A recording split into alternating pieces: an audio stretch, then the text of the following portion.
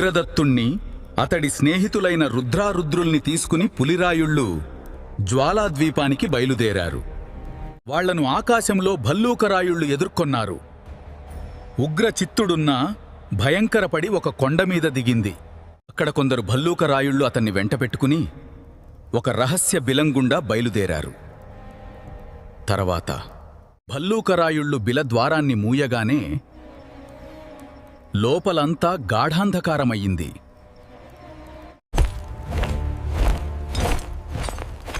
ఎవరైనా బతుకున్నారా?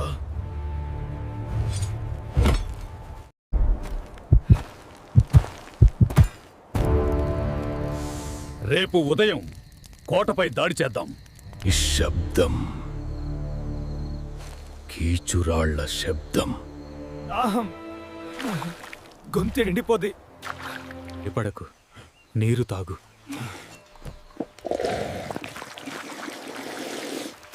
నన్ను చంపకండి, నేను కేవలం బాటసారిని. మా నాయకుడు కందుడి దగ్గరకు నిన్ను తీసుకెళ్ళాలి. సరే, విధి ఎక్కడికి తీసుకెళ్తే అక్కడికి. లోపలికి రా, ఇక్కడే నీకు రక్షణ.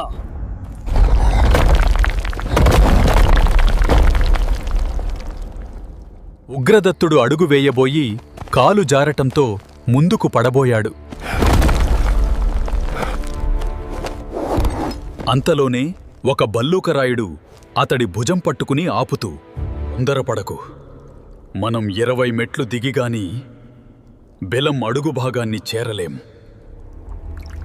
ఇదుగో మనకు దారి చూపే వెలుగు. కట్టుకున్న ఏలుగు చర్మాల్లో నుంచి ధగధగ ప్రకాశిస్తున్న ఒక మణిని బయటికి తీశాడు. ఆ వెంటనే అతడి అనుచరులిద్దరూ కూడా తమ వద్ద ఉన్న మణులను బయటకి తీసి మెట్లు దిగసాగారు.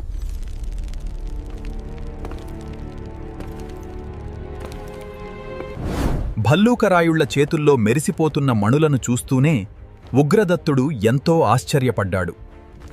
చీకటిలో దారి చూసుకునేందుకు కాగడాలు, కొవ్వొత్తులు లేనందున ఈ వెలలేని మణులను వెలుగు కాగడాలుగా వాడుకుంటున్నారన్నమాట. ఏమిటి, ద్వీపంలో చమురు దొరకదా?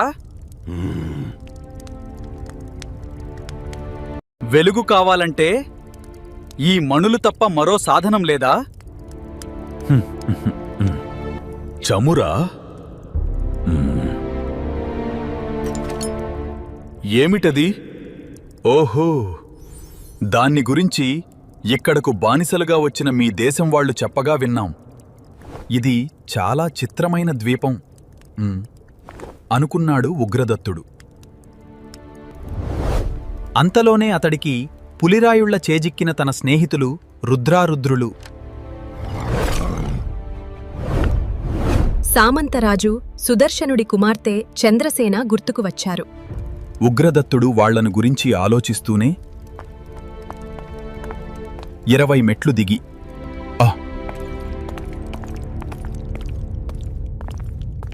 బిలం అడుగు భాగాన్ని చేరాడు.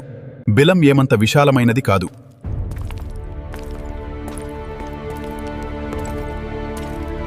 దాని వెడల్పు 1 గజం కన్నా ఎక్కువ ఉండదు. ఎత్తు కొన్ని చోట్ల 5 అడుగులు, మరికొన్ని చోట్ల 10 అడుగుల వరకు ఉంటుంది.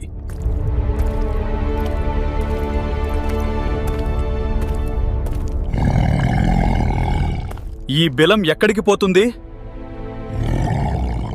ఇంతకు మీరు నన్ను పులిరాయుళ్ల నుంచి కాపాదింది మరొక భల్లూకరాయుడికి బానిసగా అమ్మేందుకు కాదు గదా? భల్లూకరాయుళ్లలో ఒకడు నవ్వాడు. మరొకడు కోపంగా గద్దించాడు. మూడవవాడు ఉగ్రదత్తుడికేసి చూస్తూ, నిన్ను బానిసగా చేసేందుకే తీసుకుపోతున్న వాళ్లమైతే నీకు బిలమార్గం తెలియకుండా కళ్లకు గంతలు కట్టి ఉండేవాళ్లం. మనుషుల్ని బానిసలుగా ఉపయోగించుకునే వాళ్ళం మేం కాదు, పులిరాయుళ్ళు. అయినా మీ దేశం వాళ్ళనందర్నీ నమ్మేందుకు లేదు. ఈ వాళ్లే కొందరు బానిసల్ని పట్టుకొచ్చేందుకు పులిరాయుళ్ల నాయకుడైన ఏకపాదుడికి సహాయం చేస్తున్నారు. నాగవర్మ అనేవాడు తెలుసా? తెలుసు, వాడు. ఉగ్రదత్తుడు మాట ముగించే లోపలే మరొక భల్లూకరాయుడు మొదటివాణ్ణి గట్టిగా కసురుతూ, నువ్వు చాలా అధిక ప్రసంగివి అవుతున్నావు.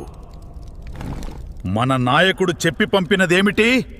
మొదట మాట్లాడిన భల్లూకరాయుడు కుక్కిన పేనులా అయిపోయాడు.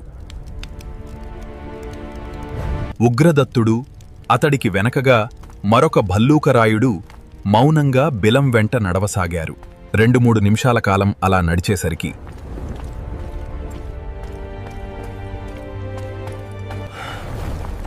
ఎదురుగా బిలం మూసుకుపోయినట్టు అడ్డంగా నిలువెత్తు రాయి ఒకటి కనిపించింది. ముందు నడుస్తున్న భల్లూకరాయుడు అక్కడ ఆగి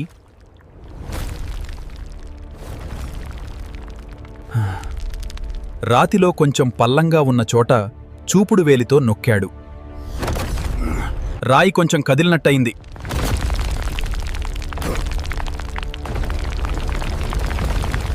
దాని వెనక నుంచి శరభం అన్న పిలుపు వినవచ్చింది. దానికి జవాబుగా ముందున్న భల్లూకరాయుడు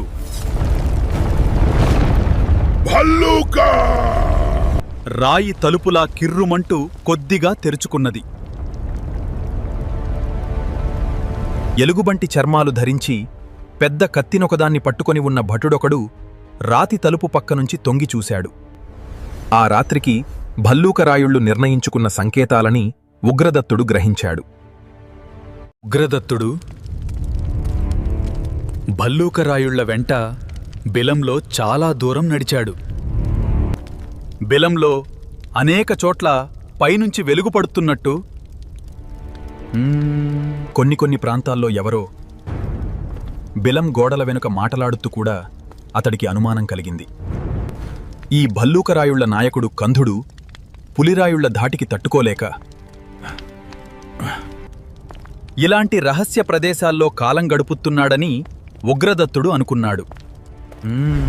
హఠాత్తుగా ముందు నడుస్తున్న భల్లూకరాయుడు ఆగి తన అరచేతిలో ఉన్న మణిని గట్టిగా గుప్పెటలో బిగించి దాన్ని నేలబారుగా 4-5 సార్లు ఊపాడు.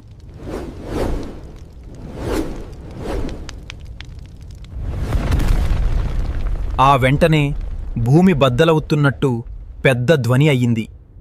చూస్తుండగానే భల్లూకరాయుడి పాదాల దగ్గర భూమి విచ్చినట్టయి అందులో నుంచి కళ్లను మిరుమిట్లు కొలిపేలా వెలుగు పైకి వచ్చింది. ఇక్కడ 21 మెట్లున్నవి, జాగ్రత్త, కాలు జారిందో అంటూ ఒక భల్లూకరాయుడు ఉగ్రదత్తుణ్ణి హెచ్చరించి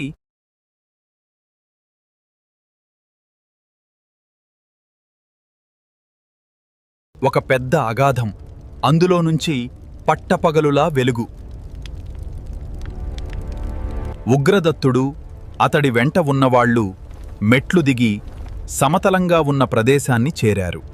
ఆ ప్రదేశానికి చుట్టూ ఉన్న గోడలలో శాపడం చేసిన మణుల నుంచి దేదీప్యమానంగా కాంతి వస్తున్నది. ఎదురుగా నిలువెత్తున ద్వారం ఒకటి ఉన్నది. దాని తలుపులు బంధించబడి ఉన్నవి. ఉగ్రదత్తుడి వెంట వచ్చిన భల్లూకరాయుళ్లలో ఒకడు ఆ తలుపుల దగ్గరకు వెళ్లి వాటిమీద గుప్పెటతో 3 సార్లు గట్టిగా కొట్టాడు. వెంటనే ద్వారాలు తెరుచుకున్నవి.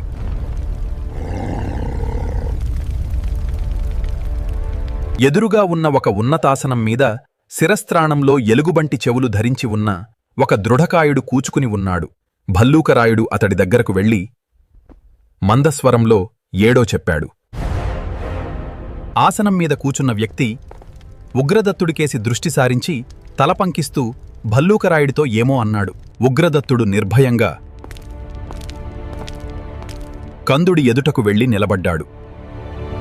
కందుడి అనుచరుడు తమ నాయకుడి ఆసనానికి వెనకగా ఉన్న ఒక తలుపు తెరిచాడు. ఆ వెంటనే రుద్రుడు నవ్వుతూ,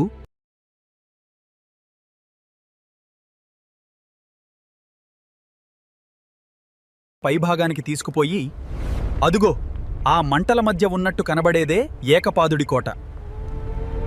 ఆ తర్వాత ఏమసిందనేది నెక్స్ట్ ఎపిసోడ్లో తెలుసుకుందాం. మన వీడియోస్ మీకు తరచూ రావాలి అంటే ముందు వీడియోకి ఒక లైక్ ఇచ్చి ఛానల్ని సబ్స్క్రైబ్ చేయండి. గంట సింబల్ని కూడా క్లిక్ చేసి కింద హైట్ని క్లిక్ చేయండి. అప్పుడే మనం ఎప్పుడు వీడియో అప్లోడ్ చేసినా సరే మన వీడియో మరింత మందికి వెళ్లేదానికి అవకాశం ఉంటుంది. రేపు మధ్యాహ్నం మరో భాగంలో కలుసుకుందాం.